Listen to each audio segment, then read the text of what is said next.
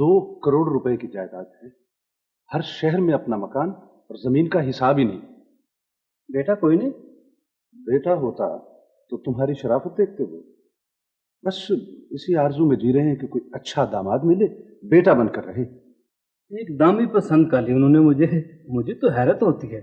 इत्तेफाक भी तो होता है ना, और फिर मुकद्दर भी। अब देखो, तुम्हारी मुझसे मुलाकात हुई और फिर मेरी उनसे। वैसे जमील साहब, ये सब कुछ अल्लाह की तरफ से होता है। यार इतने बड़े लोगों में मैं पूरा उतर जाऊंगा? इतना रुपया है उनके पास कि तुम गिन नहीं सकोगे। बस सिर्फ अपनी हैसियत, अपनी साख दिखाना पड़ेगी। आखिर लड़की वाले हैं ना। तो फिर मैं क्या करूं? 2 मुरब्बे बेच दो, इतना काफी है फिलहाल। फिलहाल? हाँ, देखो ना, हर कोई उनकी इमारत देखकर भड़क उठता है, इससे पहले कि वो किसी पर फिसल पड़े।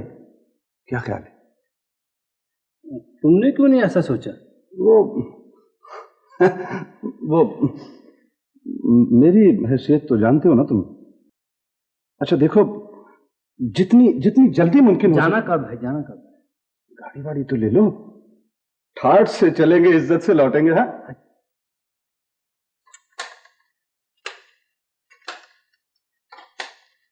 अभी तक नहीं आया वो? आता होगा, अभी फोन आया था ताज का। नवाबदीन के भी बहुत फोन आ चुके हैं। रुमाना से शादी करेगा वो? कम वक्त बुढ़ा सोचता भी नहीं। 1.5 लाख रुपए दे चुका है, कब तक टालती रहोगी? वेल, गिफ्ट इज गिफ्ट, मैं क्या करूं?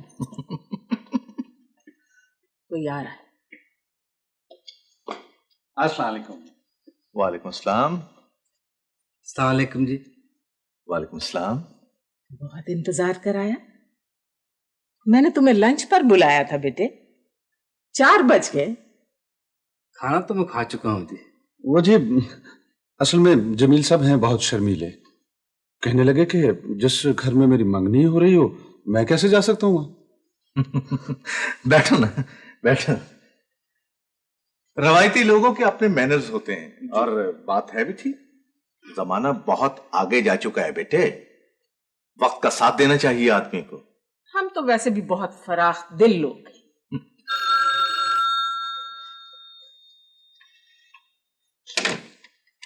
हेलो जी, आप 2-4 रोज रुक जाइए। वो सब लोग कराची गए जी शादी पे। मैं खुद आपको इतला दूंगा। जी जी। कौन था? वही नवाबदीन। सलाम।